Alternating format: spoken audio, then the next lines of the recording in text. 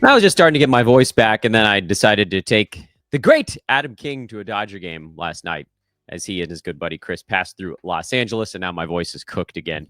It may never return, he said, hoping that that's not actually the case. Welcome to the Denver Nuggets Day, everyone, here on Old Man Squad Fantasy Basketball. I'm Dan Baspris.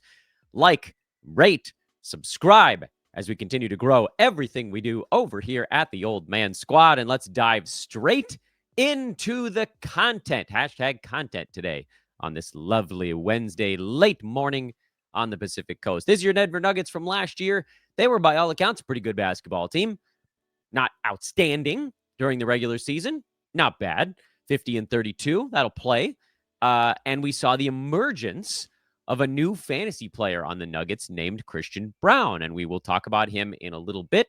But I want to dive straight in at the top. And that, of course, is Nikola Jokic, who was, by averages this past year, the number one player in fantasy basketball, pretty much boat racing the competition. He got beat in totals by Shai Gilgeous-Alexander, who we talked about on yesterday's Oklahoma City Thunder show, because Shai played 6 additional games. That brought them into not a tie. Shai was still out in front a little bit in the totals battle, but Jokic was pretty substantially ahead of both Shai and Wemby on the per-game side with truly absurd numbers this year. Jokic didn't get enough help. He scored 30 points a game, 13 rebounds, 10 assists, almost 2 steals, 2 3-pointers. He did it on 58% from the field. Sneak attack by a cough at about 80% at the foul line. That's crazy. It's actually beyond, and I know he didn't block that many shots, but if you're looking at it on a head-to-head side, you don't have to punt anything with Jokic, but punting blocks is not a super difficult one to pull off if he's your center, especially because you have such a powerhouse start and field goal percent that even if you don't pick up a sort of quote-unquote traditional shot-blocking big man the rest of the way, you can still be competitive in rebounding and field goal percent. Not that you need to think of like ways to build a team around Nikola Jokic, because by all accounts, he is the easiest player in fantasy basketball to build a team around. Not just because he's number one, because again, I wouldn't say that about Shai Gilgeous-Alexander, who's also a pretty easy player to build around, but Jokic is easier because of the big rebound and big assist numbers. That's just like, these are simple things for people to think about when they're making a head-to-head roster. I can get points, I can get rebounds, I can get assists, I can get threes. These are things that are a bit more consistent week to week than steals or blocks or percentages. And so that's why a player looking to get a big start is looking at those 4 categories. And Jokic is an absolute Goliath in 3 out of those 4. I don't know that any other player is as dominant in 3 of the 4, what you'd kind of call the counting categories now. It used to be that threes were hard to find. They're not. The NBA has shifted. Steals, blocks, and percentages are the harder categories to win, and people tend to then ignore them. And that makes them really a great target in roto leagues, or frankly, if you want to build sort of a backwards head-to-head team. But for the, I don't want to say casual, the more intermediate fantasy player who doesn't want to do the backwards builds that I love to try to preach on this show, someone like Jokic, who can give you 3 of the 4 like consistent counting stats, the next closest to being hyper elite in 3 of 4 is probably Luka Doncic, because he's just about as good in scoring. He's very, very good in rebounds and assists, but not as good as Jokic. And then obviously he's more elite in 3-pointers. So Luka gets you pretty close. And then, like, I don't know that there's a third guy that gets you all the way there. You could say someone like a James Harden, but that's threes and assists, but not really points or rebounds so much. Shai is points, and he's just very, very, very, very good in all the things. Wemby didn't score as much. It's Jokic. That's why. But you guys don't need me to tell you about Jokic. He should, in my opinion, he should just be the number one pick until something tells us not to anymore. And Wemby's probably going to be the guy that passes him at some point. But until that happens, and even when that happens, frankly, Jokic is just so damn well-rounded that I have trouble still, even if he was number 2, I still don't think I would move him off of my number 1 slot. BetOnline continues to be your number 1 source for sports betting action.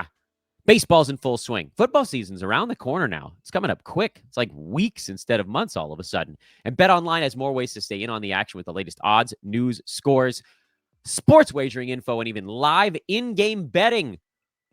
Plus, UFC, tennis, soccer, international basketball, women's basketball. There's baseball going on right now. And you can bet all these things as they're happening, which seems like a really good way to ruin my day, but also a really potentially fun one. Head to BetOnline in between games. Check out the Vegas-style BetOnline casino. They've got poker and a live casino there as well. Also, for a limited time, you can take advantage of BetOnline's industry-leading VIP program that includes level-up bonuses and weekly cash boosts. BetOnline, the game starts here. Second best fantasy player on the Nuggets last year was none other. We're doing cow jokes on today's show. Then Jamal Murray. I think I'm saying that right. Is it Murray? He played in 67 ball games, and that was kind of the fear coming into this year, was that Jamal didn't look right during the Olympics, playing for Team Canada. He came into the year almost looking like he was wearing ankle weights, and then all of a sudden, how Jamal Murray got his groove back was truly a story in the second half of the season that I don't think anybody even really noticed. But Jamal was a first rounder over the season's final 40 games. Some of that was because he was incredibly efficient, which you guys know I love as the old man style team build anyway. But over the second half of the year, he averaged 24, 4, and 6, 2.5 threes, 1.2 steals, half a block, on 51-92 splits and only 1.9 turnovers. He was awesome. It leveled off over the entire year to put Jamal Murray in the second round, because it's not like he was bad before that. He was just sort of like slow to start. Missed some games at the beginning of the year. Wasn't shooting the ball as well at the beginning of the year. And man, did he ever get it going. And the good news here is that the Nuggets didn't really change their offensive makeup all that much. They brought in some more, they have more depth now than they had last year. But I don't know that the big story necessarily was Jamal Murray doing more. It was just that he did it better. Jamal Murray played 36 minutes a game this year, which is the most he's played since 2020, the 2020-2021 season, when he was at 35.5. Prior 2 years, and he was banged up a bit during those seasons, he was at 33 and 31.5 minutes per game. Interestingly, the higher minutes this year didn't really manifest itself with anything other than steals. In fact, his assists were down and his rebounds were down this year. Blocks were down. So this defies most basketball logic that a player would get 10 to 15% more playing time and not do anything extra with it. So you're looking at it and you're like, how? I don't understand how Jamal Murray was a second rounder this year. But then you have to remember, last season, he was a third rounder per game. So if almost nothing changes other than free throw got better, he took more and he made more of them, and almost everything else stayed basically the same. Steals got better, but blocks, assists, and rebounds all ticked down a little bit. Like, there's no reason why he shouldn't have repeated as a third rounder per game, and he just got a little bit of a bump because he was slightly more efficient, I guess. I mean, that's the only real explanation here as to why his value or his ranking changed as much as it did. But we've heard nothing to suggest that he's not going to be healthy coming into this season. I think, and it's weird to say this because it doesn't feel like that long ago that Jamal Murray was like the next big thing that didn't ever quite hit during the regular season, but always seemed to hit during the postseason. And then this year, It hit during the regular season, and I don't know if anybody saw it. Jamal Murray is not old. He's 28. He's in his prime, but he hasn't been particularly healthy. He missed 24 games. He missed 13 games the first COVID year, 24 games the second COVID year, 17 after that, 23 last season, 15 this year. It's a pretty safe assumption he's going to miss a dozen games during a basketball season. How much beyond that is sort of hard to say, which does make him a difficult player to grab in the third round, even though he's probably going to be a third rounder per game, which, like, we talk about safety. Take the guy that you almost know is going to be right around his ADP, but you also want a guy that has a shot at least to play 75 games. And I don't know that Jamal Murray has that really. I guess everybody has some shot. Question is whether it's sort of a non-negligible size number. I think I would take Jamal Murray early fourth round. To me, that feels like the spot, like maybe around pick 40. And then you get a little bit of upside on the per game side. I mean, if he repeats as a second rounder, you get more than that on the per game side. Head to head, to me, he'd be a hard player to take in the third round. Roto, I think I'd be a little bit more inclined to consider him late third, but I don't think I'd go earlier than that. Not for a guy when there are other dudes you think might be per game ranked in the 20s or 30s that have a shot to get into the mid to high 70s in games played. And for me, I don't really think Jamal gets that high. So I think he's going to be a value, probably more so in games cap formats this coming year. But let's see where he goes, because he might end up being a value everywhere. Because, again, I don't think anybody noticed how good he was the second half last year. I might be wrong. Maybe people did notice. I don't think that many did, though. Next likely highest ranked player on the Nuggets is Cam Johnson. I mean that he may be duking it out with Christian Braun for that honor, but Cam Johnson was very good this past year and did it with very little help.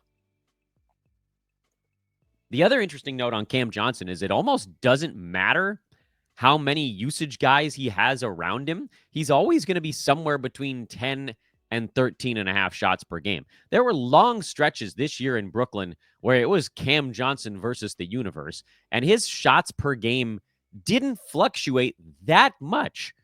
Like, he was between 10 and 14 when the team was healthy. Every once in a while when the team was hurt, he'd have like an 18-shot performance. You can see me scrolling through it. And that'll obviously be something that doesn't really happen in Denver. But here's the other side of that. The guy that moved out in Denver, Michael Porter Jr., was taking about 14 shots per game. So if we're thinking the Nuggets would like to have Nikola Jokic maybe do a little bit less and Jamal Murray doing close to about the same, and Aaron Gordon, maybe they'd like to have Aaron Gordon do a little bit more, but Russ is not there to help or ruin things depending on what direction you're looking at. It does kind of feel like Cam Johnson should be able to get 11 to 12 shots per game in Denver. I actually don't know if that puts him ahead or behind Christian Braun when you're looking at sort of overall rankings at the end of the year. But I do think that Cam should be pretty good again. He was number 52 in Brooklyn in 13 shots per game. That's probably a number that tapers down a little bit, even if you think maybe the field goal percent gets better, because that's just what Nikola Jokic does to the guys around him. I would expect Cam to play full starters minutes. I would expect him to be above 15 points per game. I love to get him up around 17 or 18, but I don't know if we're going to quite get there. You're going to get threes. You're going to get a handful of steals and assists, and you're going to get it on good percentages. So I think Cam Johnson profiles as a top 70 player with a little bit of upside. He's someone I would consider taking. I'd like to go 7th round if at all possible, and I feel like he'll probably be there. But then I'm also a tad worried because he did have long stretches this season where he was rolling top 40. I don't think that's in the cards unless he goes 52% from the field on the lower volume. That's how he kind of papers over what's likely to be a small usage downtick. So the best we can do is kind of handicap for usage. Percentages, you can sort of handicap. Like, you can assume that it'll be a bit better for him in Denver than it was in Brooklyn, but you can't know. The one thing I think we can know is that he's probably going to do a little bit less on offense. So slight downtick for Cam Johnson. Should still be a nice productive year. Likely no shutdown risk with the Nuggets. That's something you can take off your worry plate at least. So look for him, I think, probably around pick 70 to 80, somewhere in that neck of the woods. Let's talk Christian Braun. Next name on the board, as I, for YouTubers, try to just move my face around the board just so you know when we're talking about a new player. Christian Braun this last year is coming off a true breakout season. He was not someone that I was looking for before the year. I think Eric Ong was one of the few players or few analysts we had on the show that even mentioned him leading up to the season. Not largely undrafted because his fantasy game didn't look very good the year before. For instance, let's do the deep dive. Christian Braun played 20 minutes a game, not this season, but the prior one. But it's all about extrapolating. In those 20 minutes a game, he shot 46% from the field and 69% at the foul line with half a steal and about half a block per game. So if you were like, all right, if this guy becomes a starter and plays 50% more minutes, he's looking at about 10 to 11 points per game, 0.8 steals, 0.7 blocks, like 5 and change rebounds and 2 and change assists with 1.5 3-pointers. That's not very good on low percentages. But what Braun did that I definitely didn't see coming was he suffered a positive case of Brandon Ingramitis. Do you guys remember? I think everybody remembers, except those that are just getting into fantasy. The year that Brandon Ingram went from LA to New Orleans, and suddenly he fixed his steals, blocks, field goal, and free throw percent all in one summer. He had massive jumps in 4 statistical categories. That, by the way, never happens. When you're trying to budget for a player's growth over the summer, you're usually looking at 1, maybe 2 categories. You can try to like handicap in a little bit of a positive number there. By the way, for Ingram, the steals and blocks came back down to earth. Like it didn't stick. It was a 1-year blip. I can't help but wonder if that might also be the case with Christian Braun, because it's not often you see a guy go from shooting 46% from the field to 58% from the field on a volume jump, while also increasing his free throw number from 69 to 83. Christian Braun, I'm worried, gets overdrafted this year. And maybe he can replicate it. Like, I'm definitely not telling you that he can't. I'm just saying that it's pretty unusual for a guy to make those kinds of gains everywhere while also increasing his usage and actually got a steals bump. Is it that he got minutes alongside Jokic and the starters? Yeah, I mean, that helps, but that doesn't change your free throw percent. He got off to an amazing start, went through kind of a midseason lull, and then finished strong again, which happens a lot with NBA players because the dog days kind of take your legs out of you. But man, 50% is his rookie year, 46% sophomore, 58 this year is crazy. He's not a guy that gets overdrafted because of flashy numbers, because he put up 15, 5, and 2.5 with some steals, some blocks, and good percentages. That's just not a guy that's going to jump off the page, especially without many 3-pointers in the mix as well. So might we see kind of like the scales of justice where his not particularly enticing fantasy profile is balanced by the fact that he was ranked in the top 60 last year, and people are like, well, maybe I'll take him at like 80-something. And if that's the case, I'm fine with it. You want to draft Christian Braun in the 80s or 90s, have at it. I just wouldn't take him in the 50s or 60s with the fear that some of those percentages in particular come back down to earth. And maybe the biggest reasons for that are Aaron Gordon and Bruce Brown. And let's start with Aaron Gordon, because the first thing I'm sure you guys are going to say is, Dan, Aaron Gordon was there last year. Yeah, but was he? Aaron Gordon played 51 games this past season and only 28 minutes a ball game after the prior year with Denver, playing 73 games at 31.5. So his minutes were down largely because of injury-related stuff. So his rebounding was down. His steals and blocks were down. His efficiency was great and has been for, field goal percent since he came to Denver has been fantastic. He also had his first really good free throw shooting year of his entire career, which, again, if you're thinking about drafting Aaron Gordon, take that perhaps with a little bit of a grain of salt. But a healthy Aaron Gordon almost definitely takes something away from Christian Braun. I'm not an Aaron Gordon guy. For most of his career, it's because the free throw percent was super annoying. This year, it's because he stopped doing anything defensively. And that's always been kind of the weird thing with Aaron Gordon, too. He has the athletic profile of someone who should get defensive stats, but never has. The highest combo number he's had in his career was 1.8, but most of the time, he's been around that 1.4 to 1.6 range. And this year, he was at 0.8, which makes, in my opinion, Aaron Gordon's handicap coming into this season one of the tougher players in fantasy basketball, because there are four, actually, if you look at three-pointers, four things that happened last year that you kind of squint at and go, is that a thing? Is he an 81% foul shooter now? I really don't know. Is he a 44% three-point shooter now? I doubt it. Is he a guy who's only going to get half a steal and 0.3 blocks per game? I hope not, but I don't know. He'll be 30 before the season starts, so, I mean, should be moving around okay, but, starting to inch towards the wrong side of the prime. Not quite there yet.